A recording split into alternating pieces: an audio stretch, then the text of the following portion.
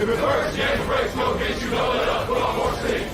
Protect our kickers, our quarterback, our lead, our ball game. All obstacles, block, cut, sides, do the game, tap, this win it in. First shooting game, we're here for the first man. Carry hot, keep there for 6 minutes. Unbelievable place. Great university. Knoxville's unbelievable city, great people. The passion for football is even greater than I thought it would be. And man, Neyland Stadium, I said it, a couple of years ago, and I still think it's the best football experience for a college football fan or a player in the country. The culture that Hype and everyone has created in this building, it's been phenomenal on teams, and we're only going to continue to be better. And the standard around here, I've said it before, I'll say it again, standard is to be the damn best. And we're never stopping. Like I said, we play with a chip on our shoulder at Tennessee. So, we get a lot of disrespect. So we want to make it clear that we're going to come out and dominate day in and day out.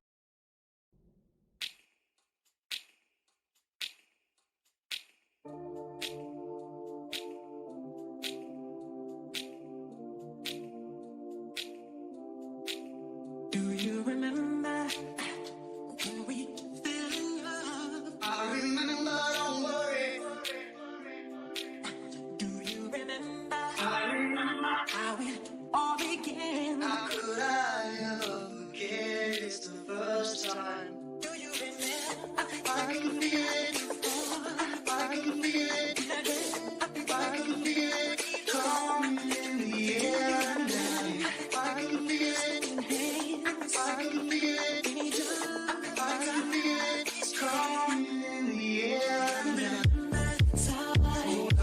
Oh, we fell in love, you remember time. How could I ever forget? You remember time. Oh, we fell in love, you remember time. How could I ever forget? Coming in the air now.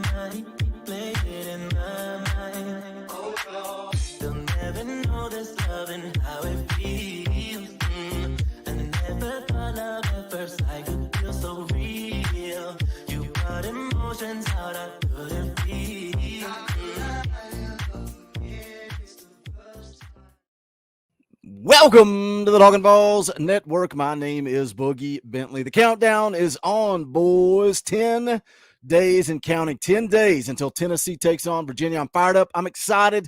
Zach and Charlie from A to Z Sports are in the house. You know it's going to be an entertaining stream when those guys are coming to hang out. Let's run down the chat. Let's get things rolling. See who's hanging out. See who was here bright and early. But first, you guys got to help me out, man. You got to smash that thumbs up just below the video. You already know the deal. It helps the channel. I would appreciate it. But let's see who the early arrivals were. Noah James was here, 3 hours ago. Noah was here 3 hours ago. Dropping super chats and custom Talkin VAWLS emojis. I love it. Negavol's here. Says, excited about this one. Boogie, Talkin VAWLS, A to Z crossover show. Let's go. David Burgess in the house. What's up, David? Wade Rouse is here. Papa J in the house. Scott Bennett as well. Adam Huckabee is here. Guys, come on in. Smash the thumbs up. Appreciate you guys being here, hanging out. We're going to talk some football. We're going to talk with Charlie and also Zach. And then coming up in about 30 minutes or so, Dauber and the X Factor will be in the house. You guys being very generous right out of the gate. Noah James for $2. Appreciate that. Noah says, boom, boom, room entry fee paid up. Appreciate that, my man. Thank you for the $2. Scott Bennett for $5. Cover charge. Hello, Vol fam. Smash that like button. First thing, A to Z and Boogie, let's go. Appreciate that, Scott. I love that you guys drop super chats to encourage the chat to smash the thumbs up. That's what I love about you guys. Volunteered 77 for $5. Cover charge. Taking a nap. Wake me up next Saturday. Are you sleeping through the stream? Did you drop a $5 super chat to sleep through the stream? Volunteered 77. Regardless, I appreciate that. Roger Campbell becomes a member of the channel. Thank you, Roger. Appreciate that support. Johnny Appleseed also joining the party, guys. We are right around the corner from fan call-in shows every Sunday night, 7 p.m. Eastern time. You, the members of the channel have an opportunity to come on and host the show. It is your show. You got to be a member of the channel, though. Hit that join button down below. Also, SoNashville.com, giving away one of these hats to one of you guys in the chat. We're going to be announcing the winner a little bit later, but thank you, Johnny. Appreciate the support. Ron the Don for $10.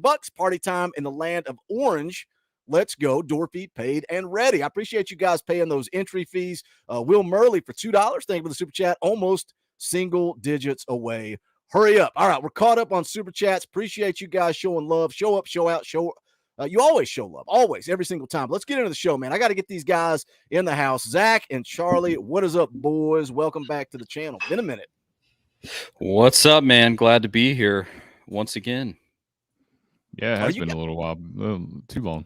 What did we do? Did we do spring? I think we did something back during the spring, but I want to get you guys on the channel. I'm not even look, let's talk business. Let's start off the show by talking business. Want to get you guys on the channel more. I'm doing a Monday morning stream and a Friday morning stream, streaming like 4 nights a week. Got to get you guys on here more, promote you guys. All the links. If you like Zach, Charlie, most of you guys that listen to me, listen to them, but all the links are in the description where you can follow them on Twitter, where you can catch their show, the Big Orange Podcast, I believe is what you guys call it these days, but you guys can check out what they're doing over there at A to Z Sports. But speaking of what you guys are doing, and you guys in the chat now already made a video on this.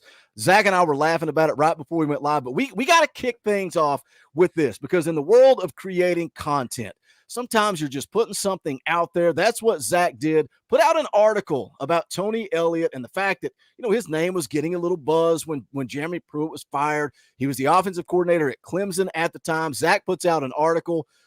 Zach, we were kind of laughing about it. I don't think you expected Danny White to do this. He probably should have texted a buddy, but what'd you think when you saw this tweet pop up on your timeline?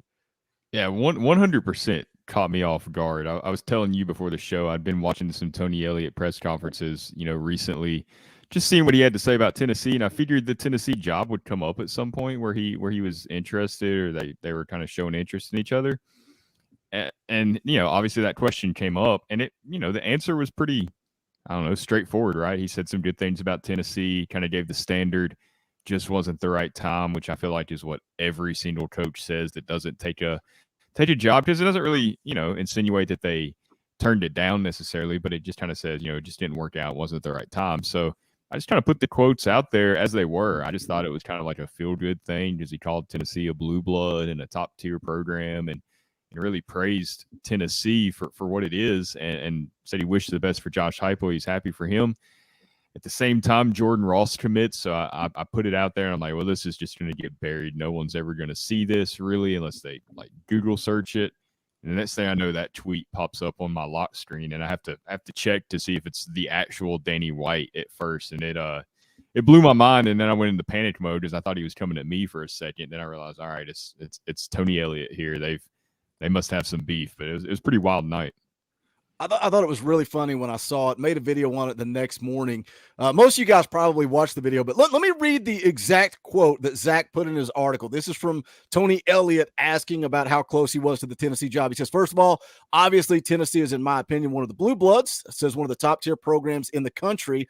I think this is what might have pissed Danny White off. When I evaluated it, there were a lot of positive things about it. It just wasn't the right time for me. When you hear that quote, it sounds like Tony Elliott was offered the job.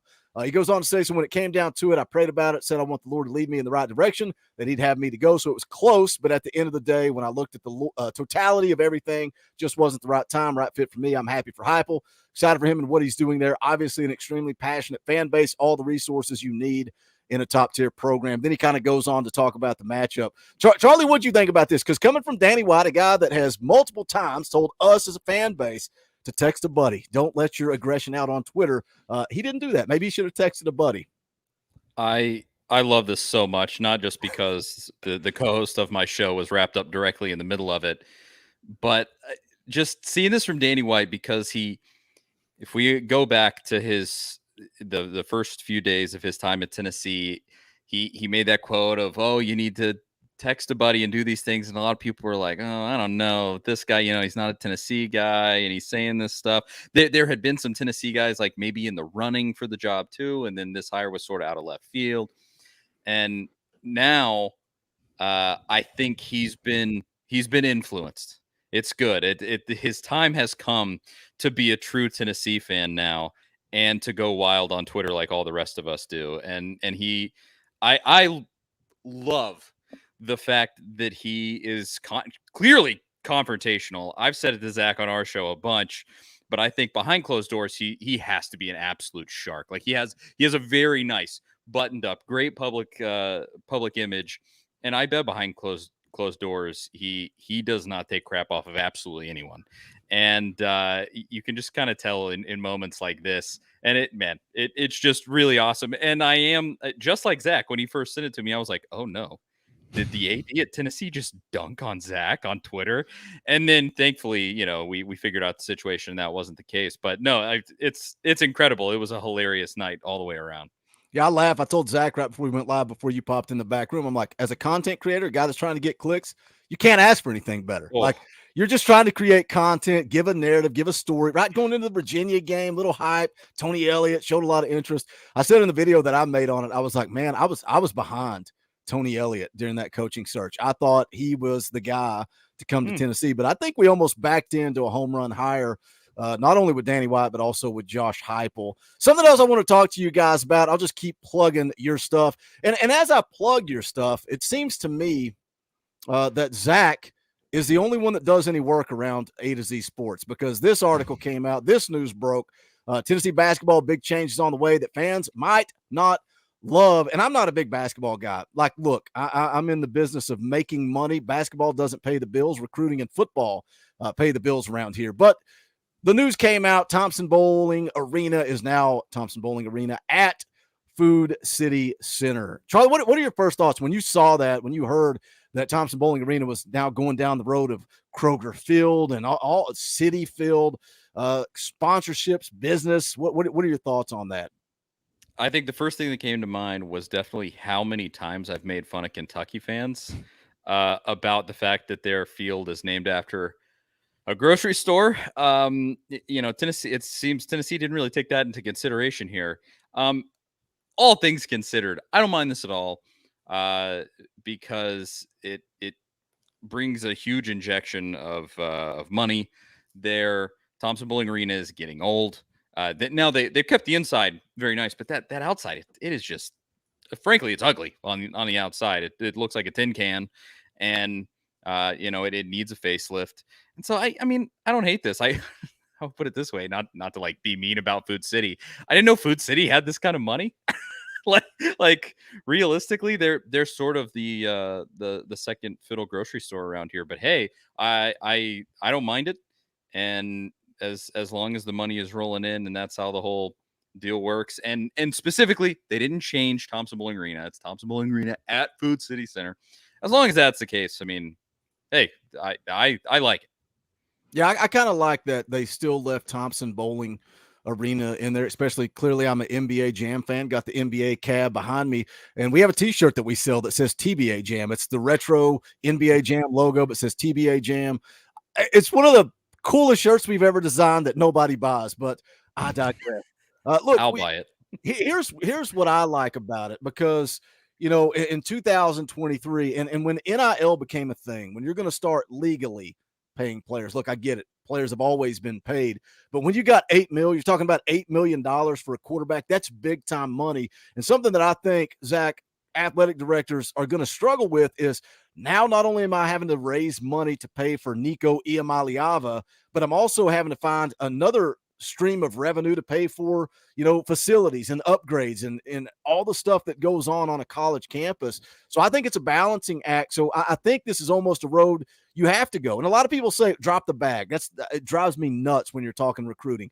Drop the bag, spend the money. Whose money? What money? Are we just going to spend all the Haslam's money? Because if they're paying for Nico, who's paying for Thompson Bowling Arena upgrades? So I think this is a smart move in the grand scheme of things when it comes to fundraising.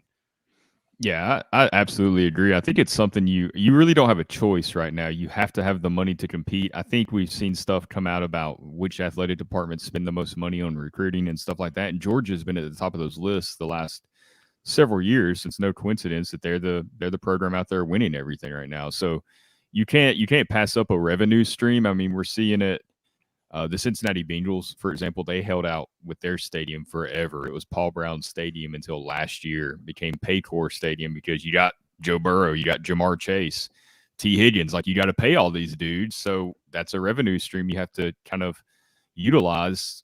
Danny White's in the same situation with everything you're talking about there. Players, renovations, upgrades. It's something you have to do. And I think Danny White kept the fans in mind, like y'all mentioned. It's still Thompson Bowling Arena. You're just putting Food City there in the name. Everybody's still going to call it TBA or Thompson Bowling Arena. No one's going to refer to it by the Food City Center or whatever the official name is going to be. So I thought it was a delicate way to do it, where you still keep the Thompson Bowling there, but you're bringing that money into $20 million over 10 years. I mean, that's a lot of money to put a sign up on top of a building, right? I want to continue to kind of stay with NIL, recruiting, transfer portal, some of that stuff. Let me get caught up on super chats. Walter Miller for $10. Thank you, Walter. Says, fight with all your might for all of your might for the orange and white. Speaking of orange, I'm not going to. I think I've already started a cult. I'm thinking about selling big orange cult merchandise. I don't know. We'll see. I'm a cult leader. That's what we do around here. Papa J for 10. Thank you for the super chat, brother. How much are the tassels? Come on, are we doing this on air for the Boom Boom Room? A to Z and Boogie, good stuff. Man, did I just say on a live stream? Did that just come out of my mouth? He says, let's go, Big Orange. Thank you, I think. Papa J, appreciate the super chat. Dustin Sellers for $20. That is not cheap, my man. I appreciate that. Just thrilled DW and the administration finally willing to pull us out of the dark ages, put big money toward all big sports that deserve all the love. For so long, it was wait and see mentality from the old admin. Yeah, I think this administration is in alignment. They're all pulling in the right direction. I think that's what's turning this program around. But thank you, Dustin. Appreciate the $20. $20 is not cheap. That is a very, very generous super chat. We got 250 people watching live. Appreciate you guys choosing us on a Wednesday night. Make sure you smash the thumbs up. Check out what Zach and Charlie are up to. The links are in the description. The Big Orange Podcast. You got their Twitter handles, all that stuff. Go give them a sub on YouTube. Actually, give a little plug. What do you guys got going on over there? When are you posting content? When's the Big Orange Podcast come out? Videos, live streams? What do you got going on over there? So for me personally, Zach is an actual full-time absolute content machine. I just do the show. So my involvement is just Mondays at 7 p.m. We go live, and then that is obviously posted as is to YouTube, and then we put clips from the show to YouTube. Also, I think a lot of people have seen those. We've had some of those do pretty big numbers. I think that's probably where we find our most popularity there. But I also do a game day show with Jonathan Crompton, obviously quarterback from 2009, Lane Kiffin's quarterback.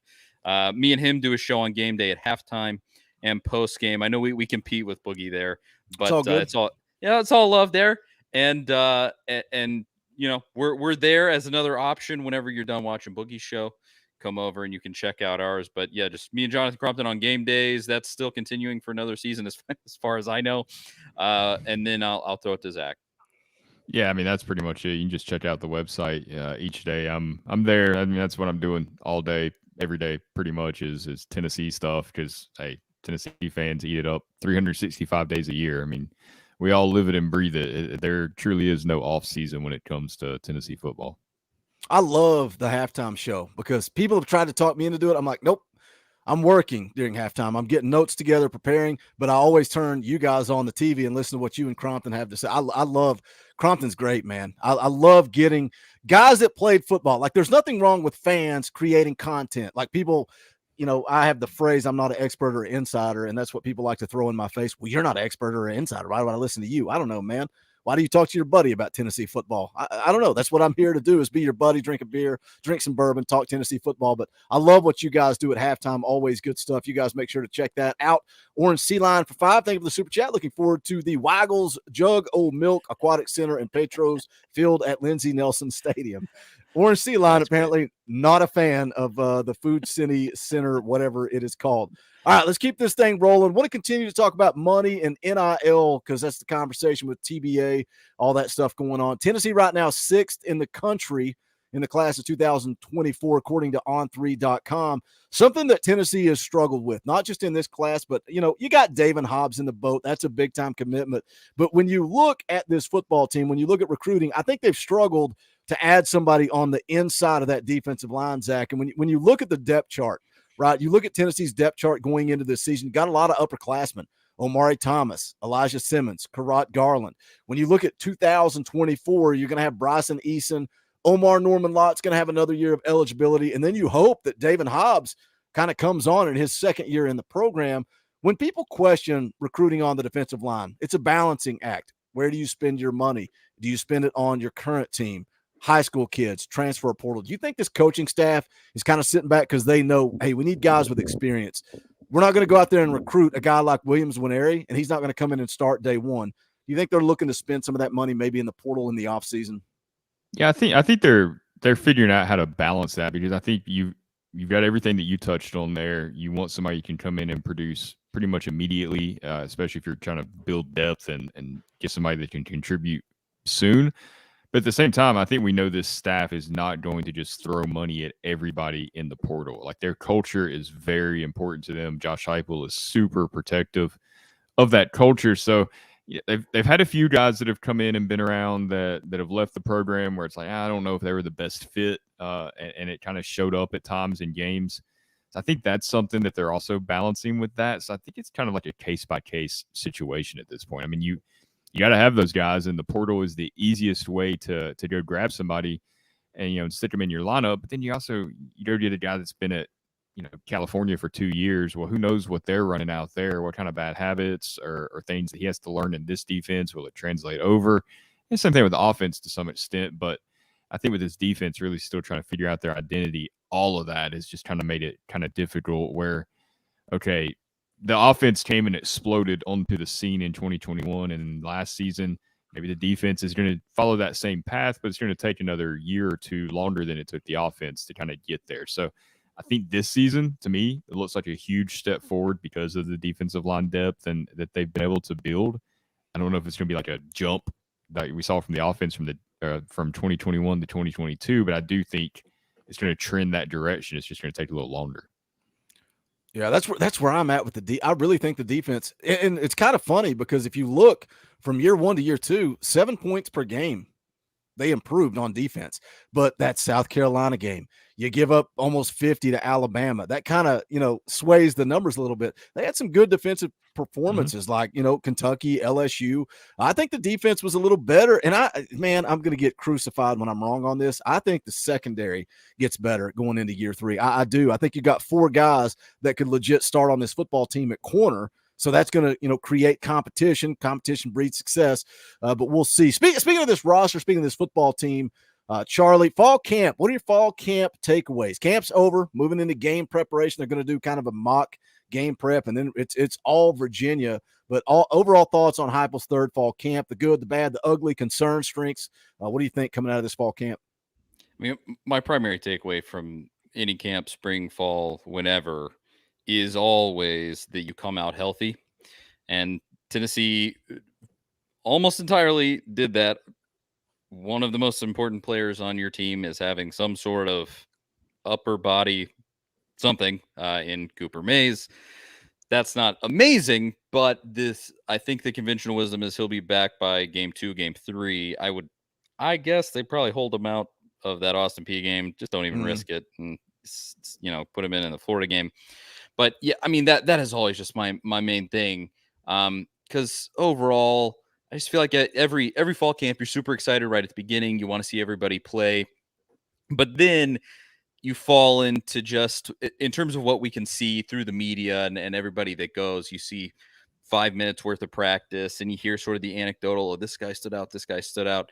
And you can only take so much away from it. But I think the things that I hope are all true that we've heard out of camp are the improvements on defense, that Joe Milton is really the guy that Tennessee is going to need him to be, that Dante Thornton is a dude, that the offensive line, with John Campbell, that John Campbell is as good as people are kind of thinking. Just some of the stuff like that where I just hope that it really comes true, because you just never know with camp because of the nature of it. Those bright lights come on and things can change quick. I would say that's the main thing. I don't mean to be negative at all. I think this team's going to be really good. I predicted last night that they're going to go 11-1, but I just am always camp almost concerns me more than it excites me a lot of the time, just because of the potential for injury and things like that. But I hope that everybody's as good as advertised, and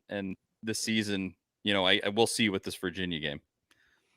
I'm going to call Charlie Coach Charlie. Like that was so much coach speak. Like I like to get excited and be an idiot. Look at this dude, he's chiseled. This guy's balling out. But like your answer is not wrong. It's almost comical because it's like the media gets limited access. Now practice is already shut down. But as fans, man, we get excited. We exaggerate. But what about you, Zach? Are you going to tell me you're going to work like heck to get better? What do you like coming out of fall camp? Yeah, I mean, just you want to get 1% better every day you go during fall camp right now. I mean, I'm excited. I'm super excited. I got them at 10-2. I'm excited about the wide receivers. I'm excited about the defense. Like I said, Charlie touched on it a bit. Like the offensive line, I think that's everybody's concern right now, especially with Cooper Mays out. Can Ollie Lane hold it down? I think he probably can, but then, he was trending towards being your starting left guard. How's that position going to shake out? Is Andres Karich for the Texas transfer? Is he going to trend up here as the season gets going? I know that it's a new offense for him, so it's probably unrealistic to expect him to just come in and take a hold of that job for the first game of the season. That's a lot to learn in this offense. There's just question marks there. How does that go at right tackle? I mean, you're moving, Crawford from left tackle to right tackle. Does he play better? Does he struggle? I mean, those are the concerns, just like John Campbell as well. The offensive line, this offense can kind of hide some deficiencies. We know that. But at the same time, I mean, Darnell Wright was on this offensive line last season. Jerome Carvin, they played such huge roles. I mean, he shut Will Anderson down. Do they have a guy this season that in those moments when you cannot let Joe Milton get hit, that they can step up and protect him? Like when it's late in the fourth quarter and you have to do it. Like there is no next play. Can they step up in those moments? That's like the biggest concern I think I have about this team. Yeah, that's what worries me about Joe is he likes to stand in the pocket, right? And sometimes he stands in the pocket too long. He doesn't have that escapability factor that Hendon Hooker had. And battered Vol syndrome, I go back and look at Josh Dobbs and how he bailed Butch Jones out for so long, right? Because he had that athleticism and escapability. And battered Vol syndrome's real, man. Like when you look at the team, obviously you guys talked about the offensive line. I'm with you. And everything I've read, seen, people that I've talked to behind the scenes, it doesn't sound like Andres Karich is that dude. And you mentioned Ollie Lane. He was the guy that was really kind of trending towards getting that starting guard position. So now you got to force him over to center, and now you're going to lean on Andres Karich. There's a reason this coaching staff was going to the portal and looking for a guard coming out of spring camp. They weren't satisfied with what they've got. So that concerns me. Orange Bowl Joe versus Bowling Green Joe. That's the question that I like to ask. Which one are we going to get? But overall, as a football team, I like the depth, right? I like the wide receiver room. I like the running back room. The linebacker room, I think, is probably as good as it's been in a long, long time. Everybody's talking about the front seven really coming along and looking good. Charlie, compare this team to last year's team. You just put this football team at 11-1. That's a bold prediction, brother. I've got them at 9-3. Zach just said 10-2. Compare this team to last year's team. Why do you got them at 11 wins? 9-3. You're a doomer, man. This is everybody says I'm a sunshine pumper. So I love the I know, and Charlie's usually guy. the opposite. Charlie, I'm surprised he didn't have him at 7-6 or something. I mean, when I did radio, my reputation really was like Swain would be like the more optimistic guy, and I would swing in and be like, "Oh, hold on, nope, don't get too excited." Look, dude, I've been waiting for something to truly be proven to me with Tennessee football. It's happened in other sports. Vitello's done it with baseball. Barnes has done it with basketball, where I can look going into a season and say this team is gonna be good because of the dudes they're putting out there and that coach on the sidelines. And with football, it has always been this set of players. I mean, it's all there, right? And then you got Butch Jones on the sideline being a moron. Mm-hmm. And this last season with Heupel, I mean, he just showed me that he is incredibly competent, that he is one of the great offensive minds, if not the best offensive mind in all of college football.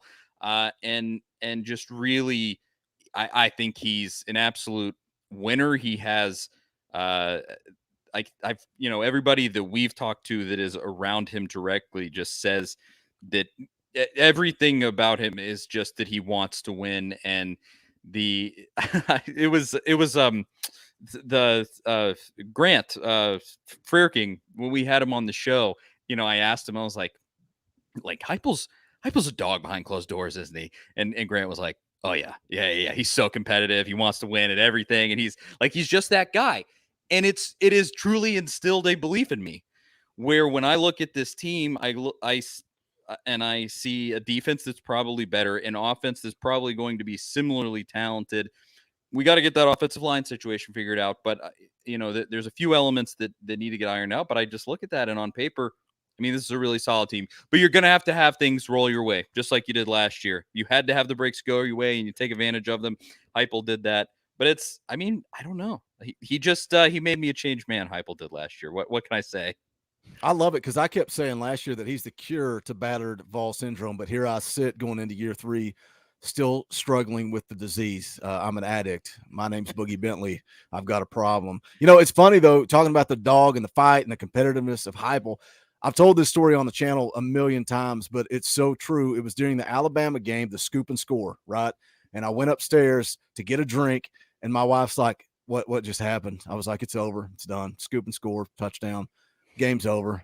And I was about to come back downstairs, and I turned around. I was like, I think that, and probably most of our fan base thinks that, but there's a dude walking that sideline that's different than anybody we've had on that sideline in a long time. And I said, that does give me a glimmer of hope. And then we all know what happened. Zach, we'll throw it to you. I think, with your 10-2 prediction, I can see that. And I think it starts with a win against Florida on the road. I think that is huge, huge, huge for this football team and battered Vol syndrome. It's been a long time since this team's won in the swamp. But for me, when I say 9-3, the reason why, that Florida game, you can lose that game. What does Texas A&M look like? You can lose that game. Alabama, Georgia, both games that you can lose. Kentucky on the road. I get it. I sell a t-shirt that says Kentucky's daddy for a reason. We own Kentucky. But what puts you, Zach, at 10-2? Well, when I went through the list of games, I go down, I'm like, okay, Georgia's a loss. There's no logical reason to pick Tennessee in that game. Charlie says it all the time. He used to say about the Florida game all the time, like he's not going to pick them to beat Florida until they do. I kind of feel that way with Georgia right now. Can't pick them to beat Georgia until they do. So I've tried to make my picks like that. And I kind of went against it a little bit with the Alabama game, because I feel like on paper, unsettled quarterback situation, there's a lot that says Tennessee could pull that upset. And I do think they could, but haven't won in Tuscaloosa also since 2003. It's still Nick Saban. He's going to have, 6-7 games under his belt with the quarterback by then. You would think he's probably going to have that ironed out. It's not like you're playing them early in the year where they're still trying to get settled on offense. I could not pick that as a win. And I did the same thing with Florida and Texas A&M. I'm like, on paper, Tennessee's a much better team than Florida. We don't even know what Florida's going to look like this season. They could completely turn it around, or Billy Napier might be fired before the end of November. With A&M's almost similar, right? I mean, they were 5-7. We know Jimbo's got the huge buyout, but if he's not getting results, they'll pony up and pay it. They'll figure it out, because you're not buying all those recruits to go 5-7. It's hard. Maybe, and Charlie mentioned this too, maybe if that game's in College Station, I flip that pick a little bit, but it's just what we saw, what we think this defense might do. I couldn't, go against Tennessee in those two games. All right, boys, I love it, man. It's always a blast to have you guys on talking a little football. Go support Charlie and Zach. All the links are in the description for Twitter, for YouTube, all that fun stuff. Go give them some love, show them some support. Appreciate you guys jumping on. Like I said, I want to have you guys on some more throughout the season, do some crossover stuff, but always a good time. Appreciate you guys coming on. Thanks for having us. Man. Yeah, thanks so much. Later, fellas. See you. All right, boys, we got this show going to keep on rolling. We got 258 people watching live. Smash the thumbs up if you haven't. Share this thing out. Put it on Twitter, Facebook, Instagram. Call up your Aunt Pam and tell her that Boogie and the boys are live talking Tennessee football. But also, I want to do a little quick plugs for the merch. Go check out bonfire.com/store/Talkin VAWLS. That's where you can get all of your Talkin VAWLS merch. I'm working on some new designs to come out shortly. Look, we're creating a cult around here. I'm going to try to do some stuff with that. Also got some ideas in the old brain for you guys. But if you want to rep a shirt that says FUGA, Fuga. I don't know what it says. If you want to wear that shirt, you can get it at bonfire.com/store/talking balls. There's also a shirt for you Gator haters, a clean tri-star shirt, Buck Fama, all the favorites. Look, we got an election coming up, and it is a very, very important election. And we don't always make political statements, but if you want to make a political statement, the one to make is Boogie and Dauber in 2024. That's the vote. That's the write-in. Make it happen. But if not, all the old favorites are there. Vols by Fitty State Pride. You guys know the deal. The links are in the description below.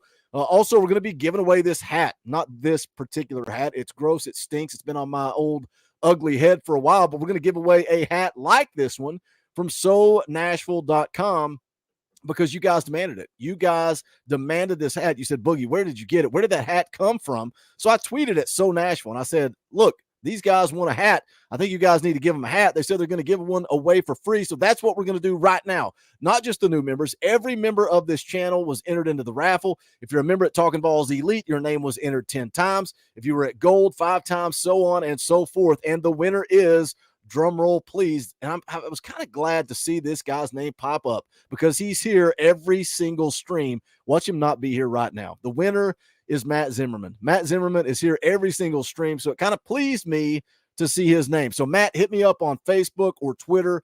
Give me a yell. Give me your address. I'll send it over to So Nashville, and we will get you a this hat sent out to you. I think they said they would do it as soon as it was in stock. So Matt Zimmerman, you are the winner. I hope he's in the chat. I don't know if he's in the chat or not. We're going to continue talking football. Let's get these two clowns on here. Dauber, X Factor. Look at X Factor repping the merch, repping that Gator hater merch right out of the gate. I got a question, X. Yes, sir. Yes, sir. What's up? Lift that shirt up. Let me get it close. Is the outline white or is it yellow? There's supposed to be a white outline on the outside of Gator hater. It is actually yellow. Yeah, it's yellow. Because Seth Justice, regular listener of the channel, love his heart, got it and saw it was yellow and blew a gasket and immediately started messaging me, messaging Bonfire. It is supposed to be white. I got the shirt. It's white. The artwork is white. I don't know why they made it a yellow outline on some of the shirts. So I have no clue. Like I said, but either way, I love it. But like I said, guys, like I said, get you a boss that is going to get you a Gator hater shirt. Like he just plugged in the merge. Like I said, this man over here, I said, I really do love this shirt, Boog. I say it fits really well too. And also too, thanks to all the love and support you guys showed me on Twitter. I said, love you guys. And also too, tag at good old Josh Prey. Because I know he has a little soft spot, for the Vols. He's a big Gator fan. He's a comedian. He does content on Facebook. And right now he's touring for his comedy show. But yeah, you guys just tag up Josh Prey. Tell him to get on the Talkin VAWLS network so we can have a conversation between Vols and the Gators. Adam thinks that Kevin's talking to him. Nope. Kevin does all of our merch. That's my brother. He does all the designs and merch. He's pissed because he knows the line is white because he made it white. So like, that's what confused me when I got that from Seth. I'm like, what?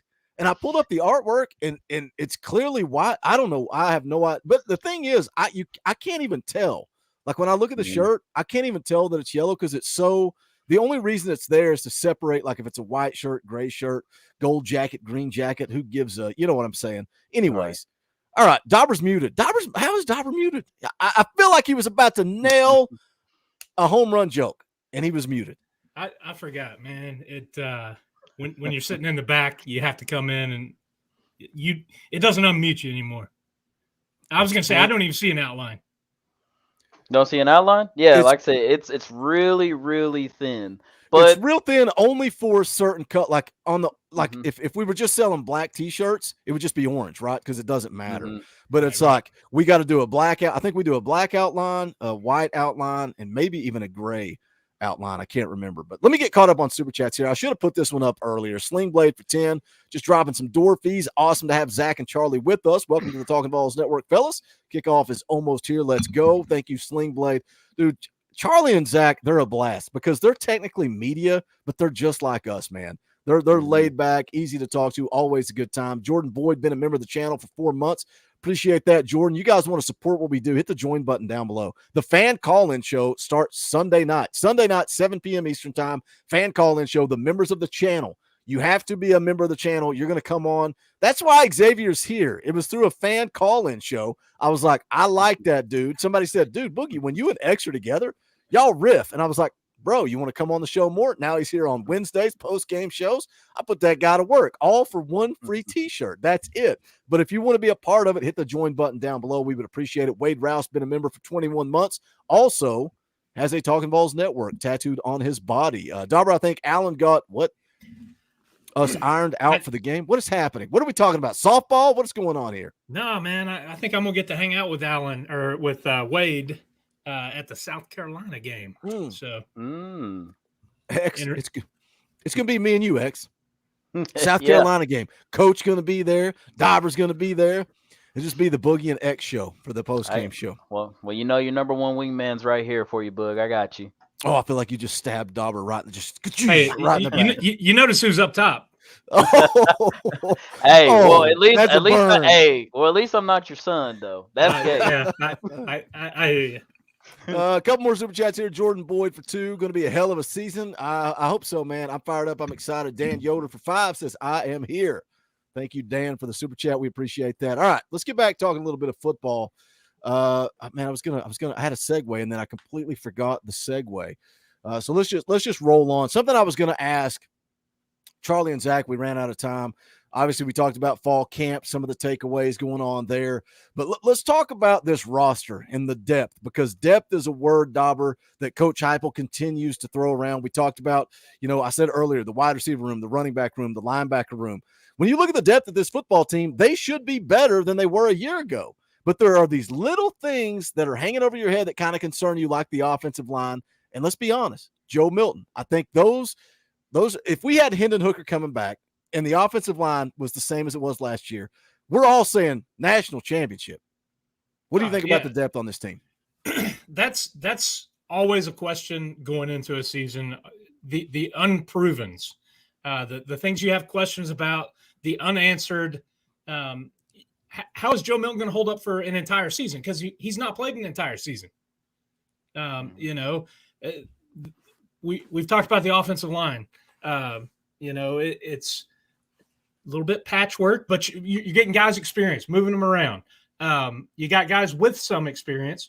You lost a beast in Wright. One thing that I think I can almost guarantee the back end of the defense is going to be better, because I think the defensive line is going to create more pressure, allowing the linebackers to play a little bit more loose and free and drop into coverage. So that's one of the things that, honestly, I'm not really all that concerned about that. And that's been one of the huge Achilles heels for this team the last couple of years, is the secondary, and particularly the back end. You guys on the corner, and I just don't have that worry. But, you did nail it there. One of the big questions is Joe Milton and the offensive line. And Joe Milton's only going to go as far as the offensive line goes. So, there's competent dudes there. That's one thing that this staff has done. They're bringing in guys that Tennessee hasn't quite, they've not been in on guys like this in the past. The hat's been on the table, but they're the ones getting punked, or, they're finishing on these guys now. And I think you give, you're seeing the fruit of that with these young guys that are coming. And I think you're going to see some young guys this year contributing even a little bit more than just special teams. The transfer portal has been good as well. Mm-hmm. Yeah, I totally agree. Yeah, you nailed it, Dauber. That's just really the big concerns, is the defense and the backfield. And, like I said in the last stream too, like you mentioned, like in the linebackers, yeah, you got to get after the quarterback. I mean, because that was our really big Achilles heel from last season too, is that we were just getting beat over the top way too much. But I think there's going to be a big difference, like you said, with the secondary and the backfield. I feel like they're going to make some big plays, and they're going to try to get the other team off on third downs, because that was just the biggest problem that we had all season last season. But yeah, I think with Joe Milton, it just comes down, like you said, with the offensive line. Like, how is he going to hold up? And then earlier, like Boogie, when you was talking, saying to Zach and Charlie, is that, yeah, like as far as, or Charlie was saying, as far as like injuries go, yeah, Tennessee almost came out pretty injury free. But then, the big one was kind of just, just Mays. So with Mays being out, that's a little, it's not too concerning, but it does, batter ball syndrome does kind of get into a little bit. And it's like, okay, so who's going to be our center to orchestrate this offense? Because like saying the center guy, he constructs everything.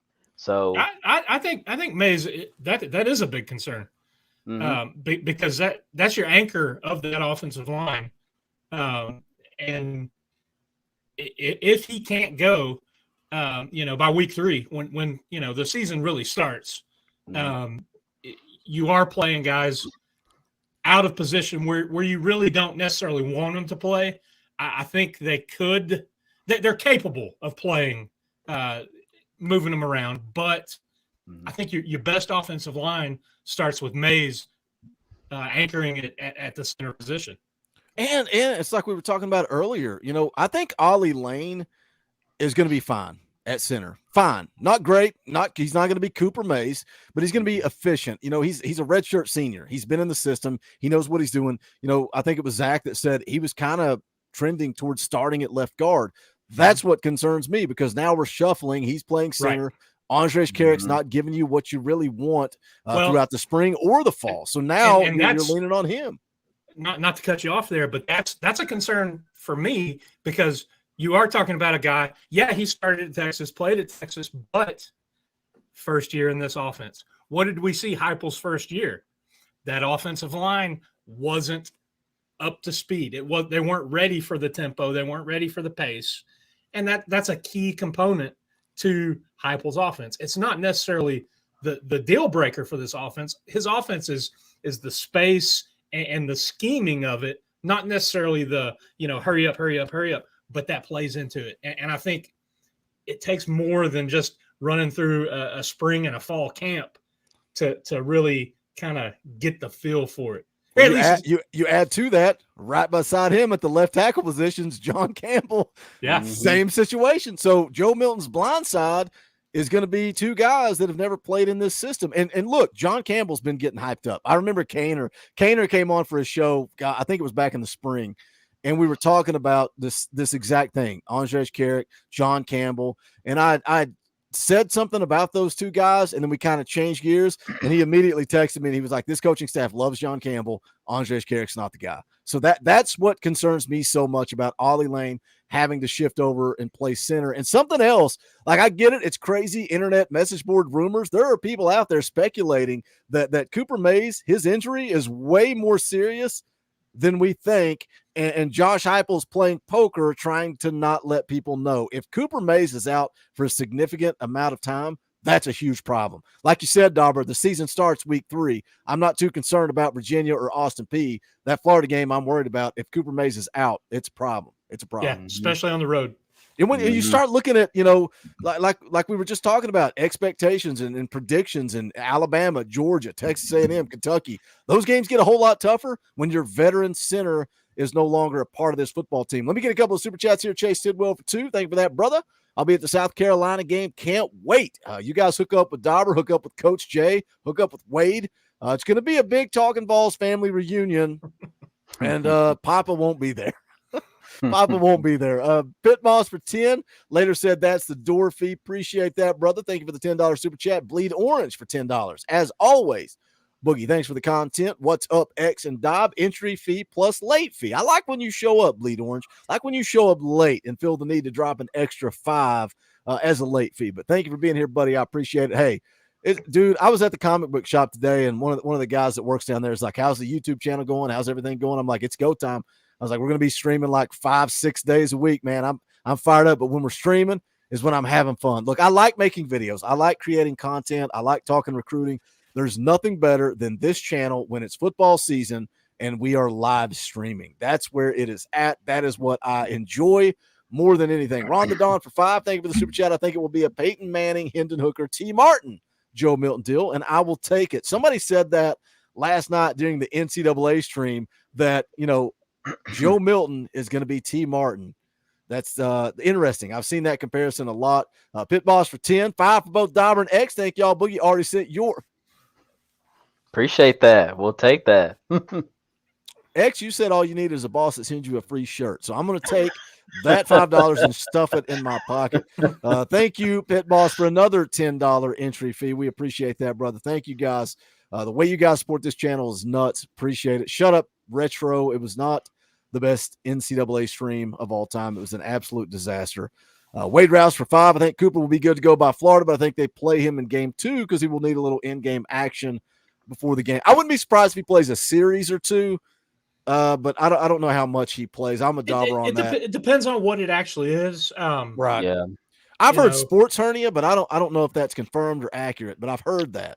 Well, even, Coach Hype was saying it was just a minor injury, but he could just be throwing just a smoke screen. He's not going to actually tell us like, yeah, it's really bad. He said he could see him back for the opener, and I don't think he is what he means to this team and offensive line. You don't rush him back.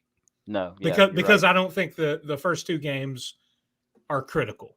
No, yes, but you definitely want him back for that Florida game. What's up, Fallout Zone? Good to see you in the chat, brother. You see this little guy lurking up here? Nobody knows who this is. Nobody knows who that is up there. Nobody knows who that is, but Fallout Zone knows who that is. All right, let's continue to talk a little football. We still got 250-some people watching live. Appreciate you guys hanging out. Smash the thumbs up. Share out the link. Let somebody know. Don't forget, fan call-in show. Let me run down the schedule for next week. It is chaotic, but I want you guys to know I will continue to let you know the easiest way is to hit the bell for notifications. Sunday night, 7 p.m. Eastern time, fan call-in show. Every Sunday night, we're going to be doing that at 7 o'clock where you guys, the members of the channel, get to come on the show. If you're not a member, hit the join button down below. The more you give, the quicker you get on the stream. I send the link to the top tier donors first. We go as far as we can, get as many people on as we can. Monday morning kicks off the Monday morning show. Myself, Eric Kane, every single Monday night or Monday morning for 30 minutes. BVD is going to come on for the back half of that show. We're doing a special show Monday night. Myself, Sports Talk Jay, and BVD live at 7 o'clock. That's going to be a Wednesday at noon show, but we're kicking it off Monday night right here on the Talkin VAWLS Network. Tuesday night, NCAA streams. Wednesday night at 7 p.m. is the old gang here. Thursday, nothing. Videos coming your way. Friday morning, 10 a.m. Myself, Coach Jay, going to be doing a show every Friday morning. We're going to try to get Ben McKee. Who knows? Maybe Austin Price will be in the house. Maybe Charlie and Zach will come back. We're going to have a lot of guests on that Friday morning show. And then Saturdays, tailgate shows, post-game shows. You guys know the deal. Tons of content coming your way. Let somebody know. Word of mouth goes so far, man. We need you guys to let people know. So let them know about the Talkin VAWLS Network. All right. Text a buddy. See. Text a buddy, Danny. Text a buddy. What you guys think about that? For the 3rd time, I made a video, talked about it with Charlie and Zach, but how funny was that, Dauber? Man. Come on. Oh, Man.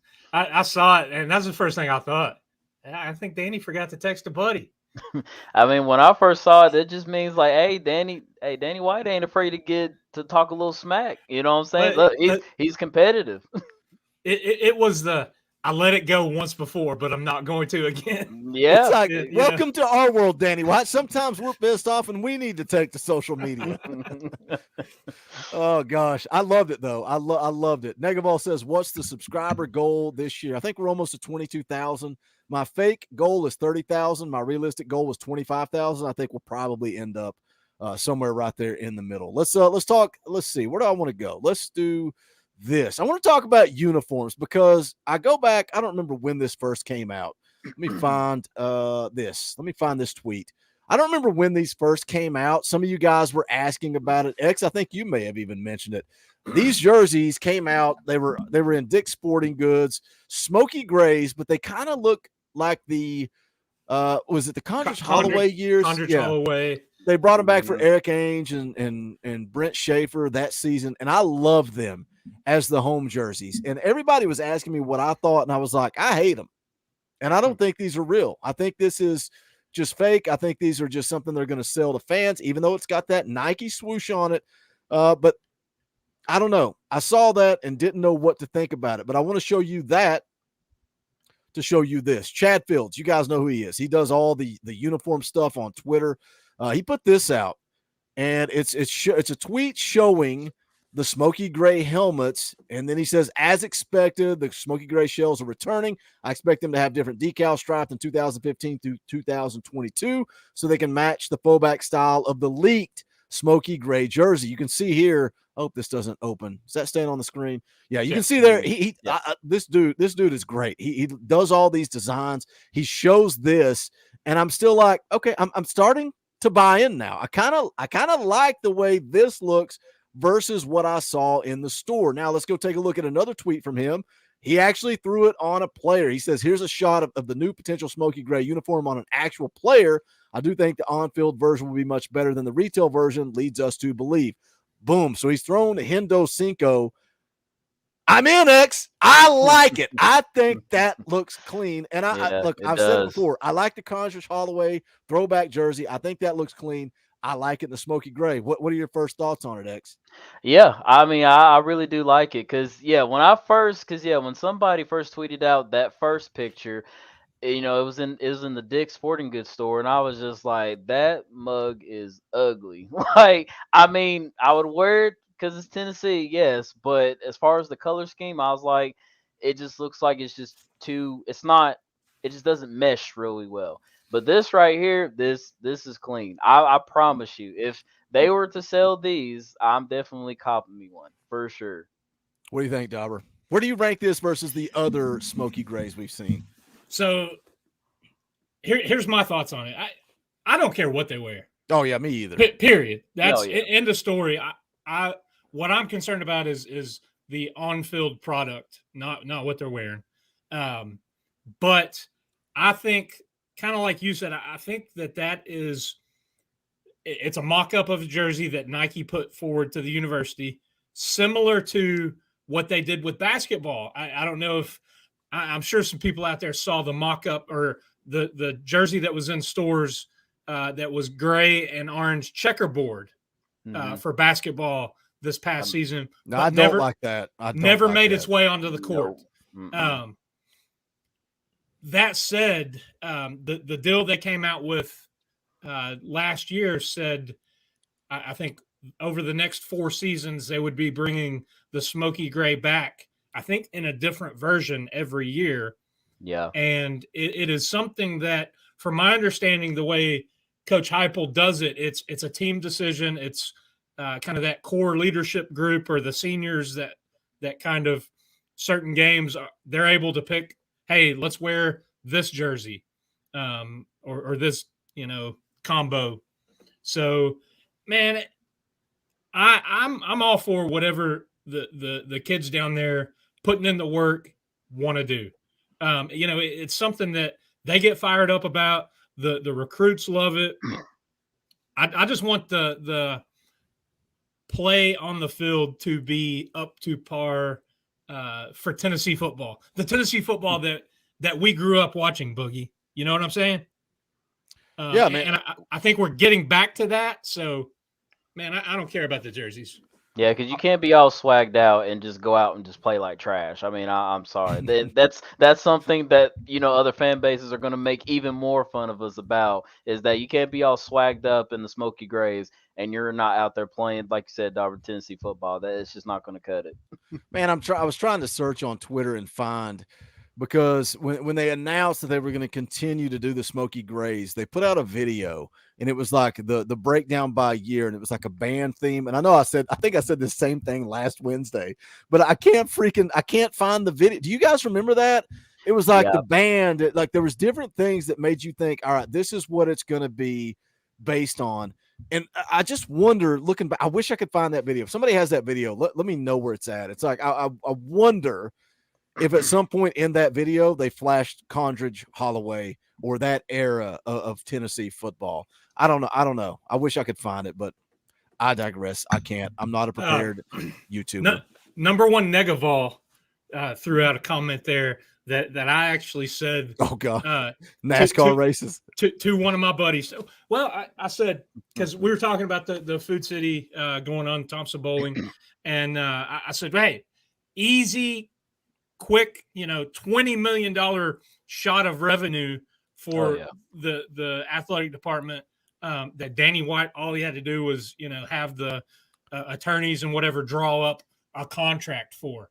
There's zero work. They get to update the facelift, the exterior of Thompson Bowling, some really cool stuff that they've rendered for the inside upgrades, which frankly are needed, and especially for a team that has been, playing pretty good basketball. So it's something.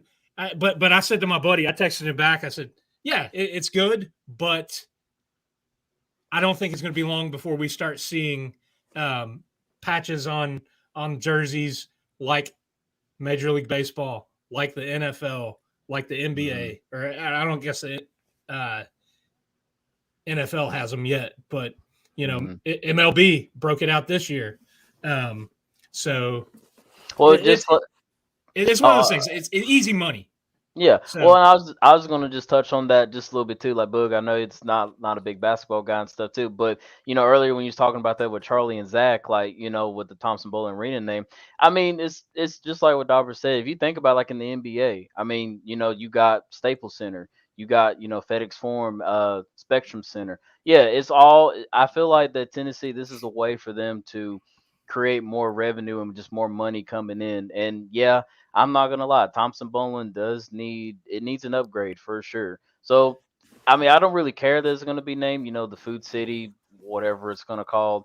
But I mean, everybody's still gonna call it Thompson Bowling, the Summit, because that's what they're always going. Because you can't just throw in Food City and forget to call it the Summit or Thompson Bowling Arena, because the great Pat Summit, God rest her soul. She was too much of a legend, so everybody's just gonna call it the Summit or just Thompson Bowling. Yeah, I agree with that too. And, it's like we talked about earlier. You're talking about a lot of money. It's not just facilities and upgrades. It's now you got to figure out a way to pay players. And yeah, you can lean on fans so much. And I think the Volunteer Club hit 3,000 members this week, or they got close to it. I don't know if they ever crossed the finish line. But anybody that complains about NIL or argues about losing the guy to a bag, go join the Volunteer Club. You guys already know the link's in the description. Probably don't promote it as much as I should, but it does help in recruiting, man. There are strength in numbers. It's like this channel. The strength in numbers, the people that join the channel is what allows me to be a full-time YouTuber. It's the same thing with the Volunteer Club. If everybody gives $5, $25, $50 a month, all of a sudden we're competing with NIL, right? It adds up. If we have 22,000 subscribers and everybody gives $1 a month, guess what? Boogie's going to be out on a yacht with Coach Jay in California, hopefully not selling people. I'm going to be recruiting against USC. He's out there trying to recruit Trojans. I'm going to be able to get on a yacht and say, look, my yacht's bigger. Come to Tennessee. That's what we're going to try to do. But we need 22,000 members for me to make that happen. While we were on the whole fashion and jersey and all that, I was gonna wait. A guy that's gonna hate on fashion. Look at it. Look at what this guy's wearing. Hey, I do what I can. I do what I can. It's swag. I like it.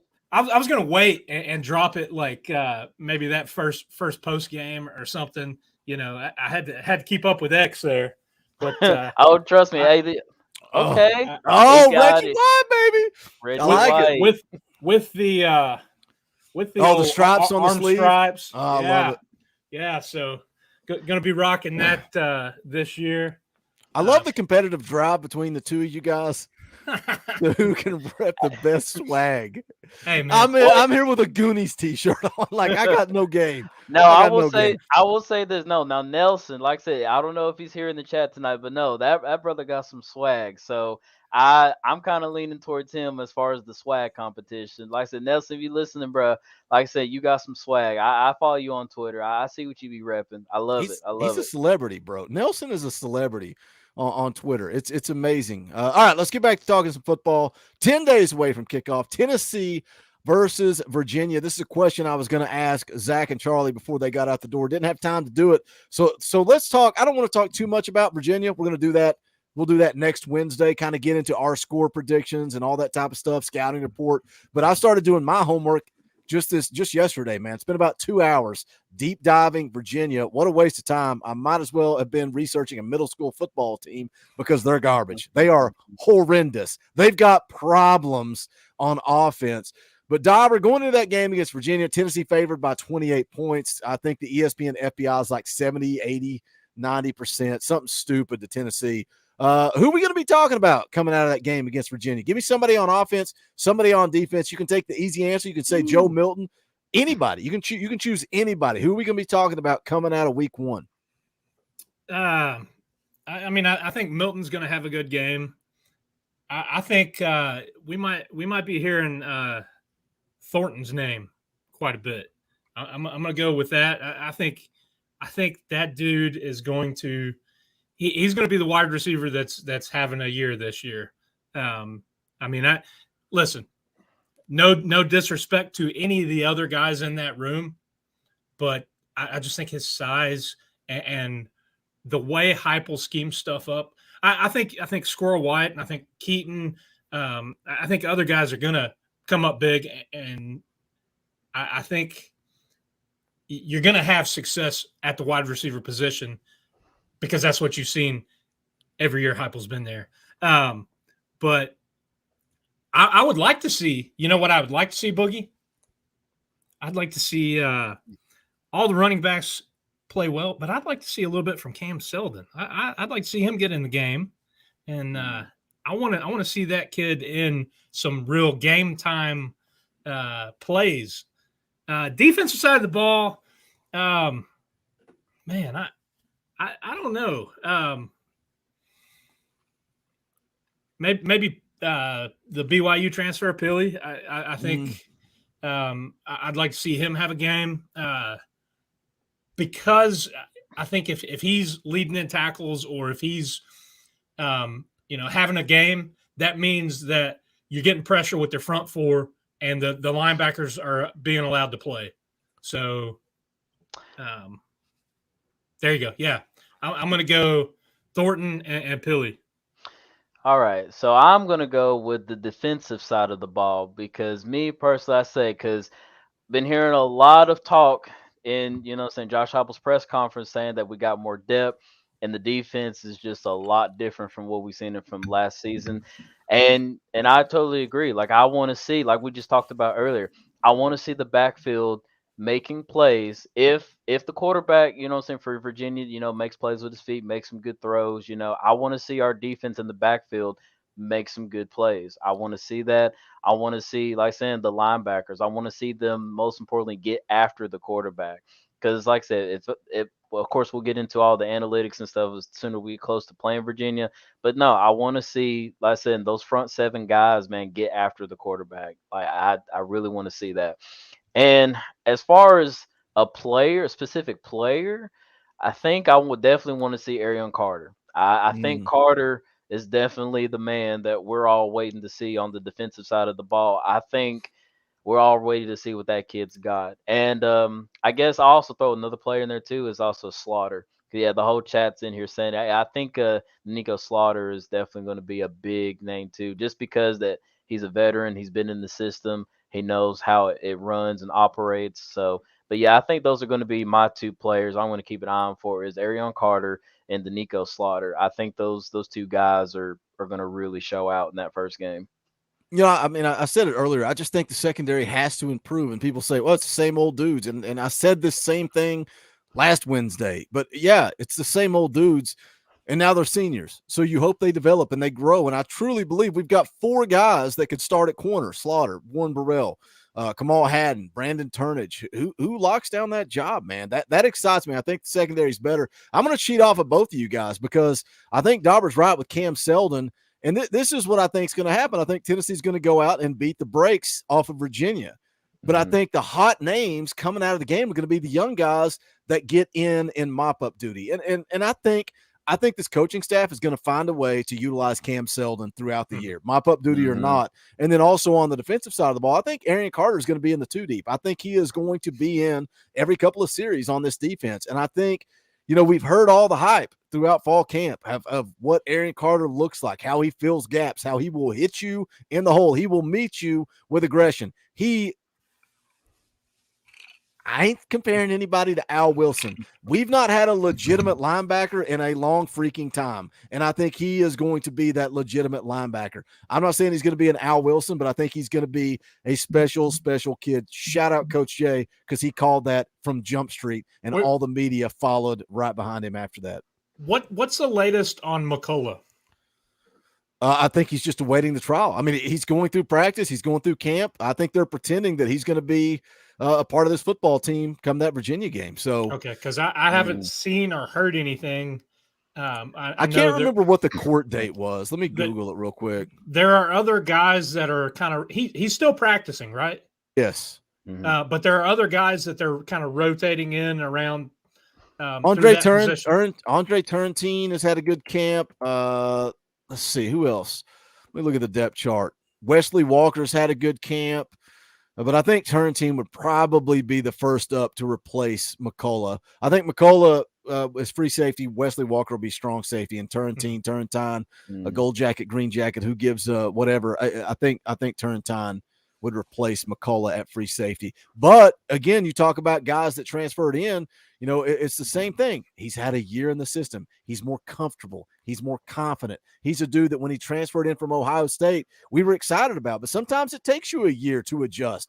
And now we're seeing those guys. And I get it, man. I talk out of both sides of my mouth because I'm with you. I think that Keenan Peely is going to be special. I think that Gabe Judy Lally is going to have an opportunity to make plays this fall. But I think coming out of the Virginia game, Cam Selden, Aaron Carter, we're going to be talking about some of these young cats and how good they are going to be moving forward. Let me catch up on Super Chats real quick. Appreciate the way that you guys support this channel. Ryan for $5 says, Dorfy, my guy, had fun with the NCAA stream. Shout out, Ryan. Dropped a two hundo Super Chat last night. Ryan's the man. Appreciate the support. My brother Noah James for $2 has been listening while running errands. He said he was also not texting and driving. Dauber filling up some ice. I'm going to mute him real quick while he puts that ice in that whiskey glass. Adam Cook for $5. Thank you for the Super Chat, brother. I was going to say Food City could suck an egg, but they are out of stock. Is Food City, are they out of eggs? Do they not have eggs? I don't know the punchline of the joke there. I was moving stuff on my desk. Oh, I thought you were putting ice in that glass. No. I was getting ready to say, what kind of whiskey is that, Dauber?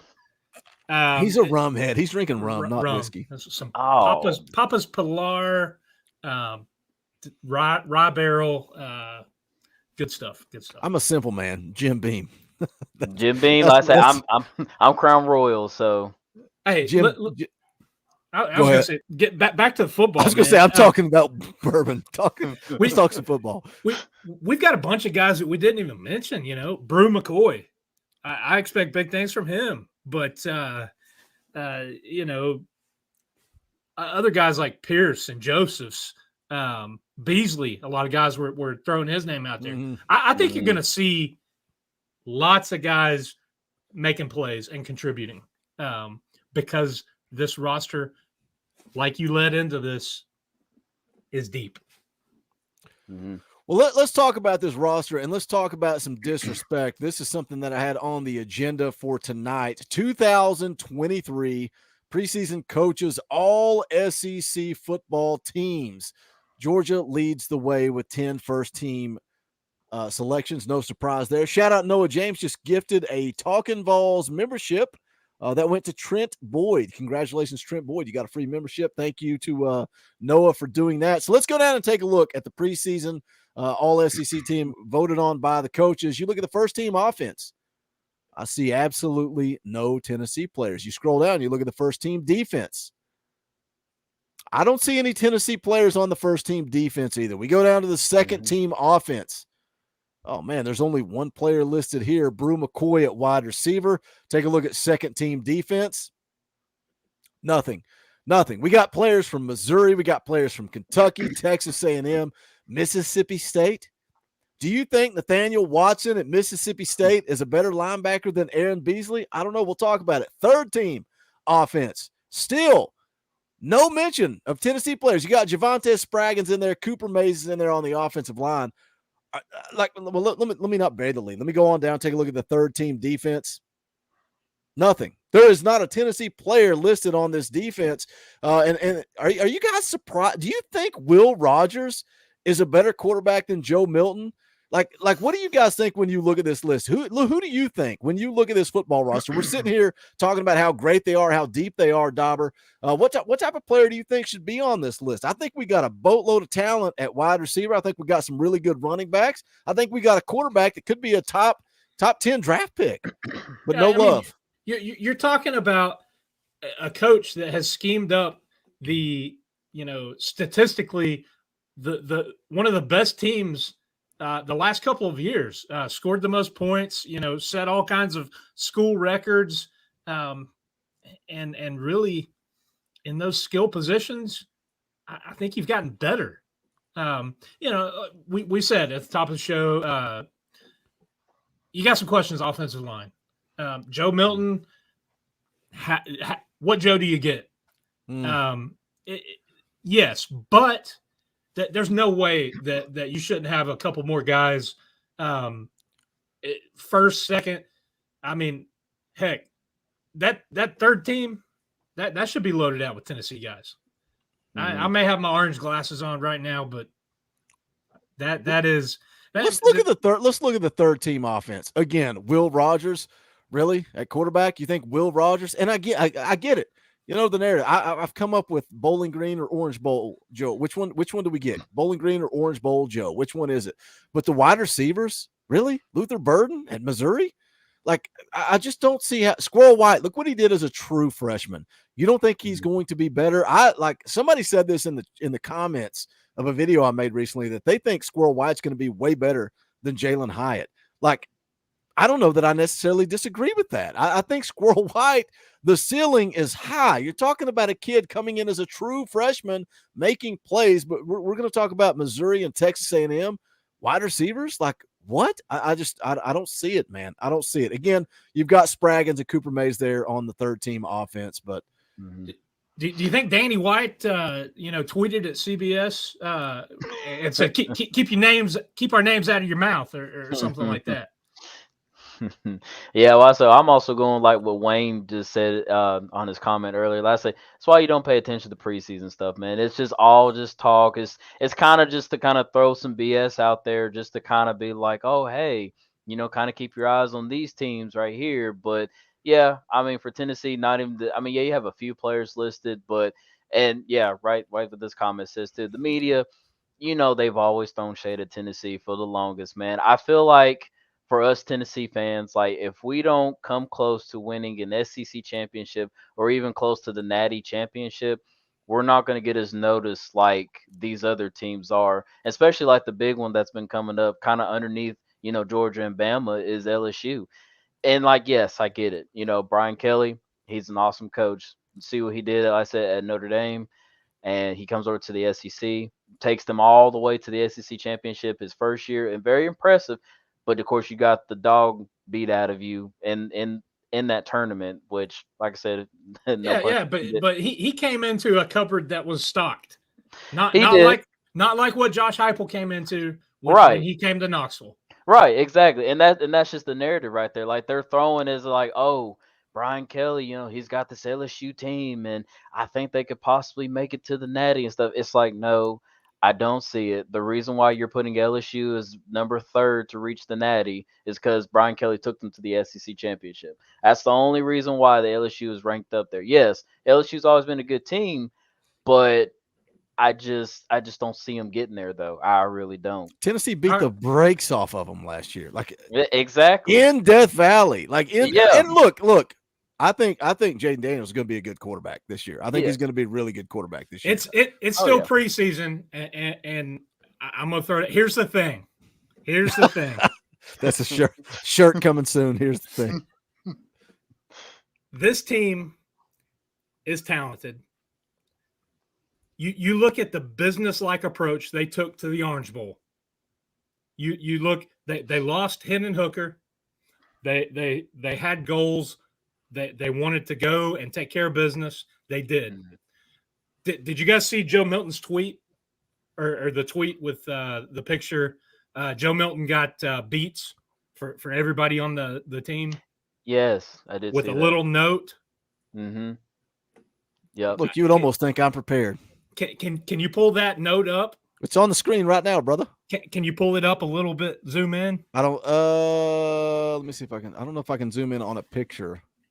Yeah, it doesn't zoom in on it. It says, through thick and thin, we have each other's back. I ride for you because you're my brothers. We all have one big goal at the end. But first, let's win the East. From JoJo to you. One goal. I think that is something that this Tennessee teams in the past, they've not necessarily had. And I think it was from the top down. You know, you look at the past coaching staffs, I think it all problems stemmed from the top down. And I think this success stems from the top down, from the coaching staff, from Heupel to your quarterbacks and the leadership on the field. And you look at that, you know, they're brothers on the field and they have a common goal that they're working for. And it's not to win 10 games. It's to win the East. Yep. Because another lineman, like I said, and I can't forget that lineman's name, but yeah, he made the same quote too. Like I said, in an interview, he was just like, yeah, he said, this team is really, really hungry. He said, and we're trying to win at least the East. You know, because it's funny because we go back, you know, last season, you know, Josh Heupel and Hendon Hooker, just a little joke saying like, hey, let's go to Atlanta. You know, why not? And they almost did that. So, and just think, and yes, I already know we fell short to South Carolina, you know, whoop-de-doo, whatever. But you can't sit there and tell me that Joe and these veteran guys on this team remember back on that game and it's like, dang, we were just this close to going to the playoffs, or better yet, winning the East. So I feel like that's going to light a fire underneath everybody on this team this year to try to go and win the East. Well, you look at what Charlie said at the top of the show, talking about having Grant Firking on with them and talking. And so, you know, what's Heupel like? Man, he's a dog. He is so competitive, and you see that with the way he schemes up his offense. You see that with Jalen Hyatt coming into the Alabama game being a threat, and Alabama not being able to stop him. Not being able to correct it at halftime, the guy's still running wide open. It's Josh Heupel is a offensive genius. He might be the best offensive mind in college football. He really may be. To watch it unfold and to know going into the game, well, hey, we got to have somebody cover number 11, and then, you know, where's number 11? He's running behind everybody. How does stuff like that happen? I think I was listening. I think it was Ainge talking about it, saying how, you know, everything that Heupel does throughout the course of a game is building and building and building to set you up for something that's going to happen 20 plays from now. It's not about now. Everything he does is to build, waiting on that moment where he goes, okay, here we go. We got what we want. This is what we're doing. And it's a touchdown. It's like he mismatches and disadvantages he exploits. He compared it to Lane Kiffin, right? We've all seen the clip of Lane Kiffin where the ball snapped and his hands are in the air because he knows. Like, he knows he's got you right where he wants you. And we've not had a coach like that in a long time. Fulmer wasn't even like that. Like, I love Coach Fulmer. I love David Cutcliffe. Smash mouth football. Right. It was Jimmys and Joes, not necessarily X's and O's. And it's a combination. You got to have both. You got to have the Jimmys and Joes. But dang it, man. When that's why a guy like Dante Thornton just makes me sit here and get giddy, brother, because you give me that size, that length, and that speed, and then you look at the recruiting for the class at 24, you look at, you know, the guys that are coming in, like, how can this offense get better, Boogie? I don't know, bro. Give me guys that run 24 miles an hour, and let's see what freaking happens when Josh Heupel is creating mismatches. Like, that's what it all is all about. But going back to what you said about Heupel being a dog, I've said it time and time and time again. It comes from him being there, doing that, playing college football at an elite level. I loved the storylines, the narratives from last year about Heupel coming to Oklahoma, going 7-5, right? Going 7-5, and in the offseason, sitting down with his dudes saying, we're going to go win a natty. And they're like, bro, chill. Like, I get it. I get some fake hype. I get, oh, we're going to go be the best in the world. It's like, I can sit here and say Talkin VAWLS Network is going to be the biggest YouTube channel in the history of college football. But do I really believe that? And Josh Heupel really believed that. And that football team went out the next year and won a national championship. Like, he's been there. Heisman Trophy candidate, national championship quarterback. The dude has been there, done that. He knows how to relate to these kids, X, and that's the wild card. That's why we have our guy, and that's why Tennessee is back. They're back. Yes, sir. I say, hey, amen to that. And like I said, it's like Josh Heupel's, like he's being like Gus, the guy who coached, Mike Tyson, kept saying like, you're gonna be the greatest, you're gonna be the greatest, you're gonna be this, you're gonna be that. And Mike, we all know the story of Mike Tyson, and then look at him now, world champion. So hopefully, that Josh Heupel is our Gus to our Mike Tyson. Let's go, baby. We're an hour and a half into this thing. We're going to wrap up the stream. You guys have been awesome. I do have to hit one last super chat. Noah James for $2 says, Dauber, what are you most excited about this year? Oh, I'm excited for kickoff. I'm excited.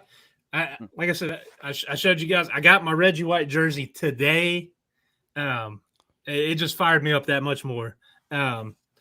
It's a grind to get through the off season. You kind of have stuff fill in between football. I know Boogie's been hitting recruiting hard and all that, but I'm ready to talk about football. There's nothing like when the season kicks off. I'm just ready to get it going. Excited for that crisp fall air, man. Ready for it. Everybody in the chat's going nuts about my come to Jesus meeting I just had. Somebody said I need to clip it. That's what you guys have to do. I look like a freaking narcissist when I clip myself and post it on Twitter. One of you guys needs to clip that and put it on Twitter and tag me at Boogie Bentley, tag Talkin VAWLS, and I'll retweet it. Noah James says, I'll go to war for Boogie. I'm the ultimate hype man, dude. That's what I do. That's what I do. Get you guys fired up because I'm fired up because, like Dauber said, it's freaking time to talk about football. I love recruiting. Look, it pays the bills. I love talking recruiting. I enjoy it, but I'm ready to talk about some football. But that is going to do it for this one. Don't forget, we got a busy week. It's go time starting on Sunday with the fan call-in show at 7 p.m. Eastern time. We'll probably go a couple of hours for that thing. So make sure you guys get those memberships in. If you're not a member of the channel, make sure you hit the join button. If you want to be the first one in the door, upgrade those memberships. Keep those memberships coming in. But if you want to be the first one in the door, make sure you upgrade them because we're going to send it out probably Talkin VAWLS Elite and higher right at the top of the show, and then we'll see where we get. There is a lot of members at that elite level. If they're waiting to get in, we can only have, 9 or 10 people on the show at a time. So we get to as many as we can. You want to be a part of that, make sure you upgrade those memberships. Wayne drops a $5 super chat. Appreciate that, brother. Always support the channel. Nothing to say, just a tip in the old tip jar. But again, tons of content. The morning shows are starting next week. Make sure you guys are dialed in. Get in where you fit in. Go check out the merch. Matt Zimmerman, make sure you message me. We'll get So Nashville to send you one of these hats. But that is going to wrap it up. Been a fun one, man. Been a fun one. We're just continuing to grow. Used to be, hey, an hour. Now we're at an hour and a half. Won't be long. We'll be streaming 3-4 hours a night. But used to be a handful of people. Dude, I get more people watching me play video games and act like an idiot than we used to get on midweek shows during the season. Crazy stuff, man. It's crazy insanity. stuff. It is an action. No, I'm not going to say that. I'll say it off air. We'll say it off air. That's going to do it for this one. He's Dauber. He's the X Factor. My name is Boogie Bentley. This is the Talkin VAWLS Network. Go Big Orange.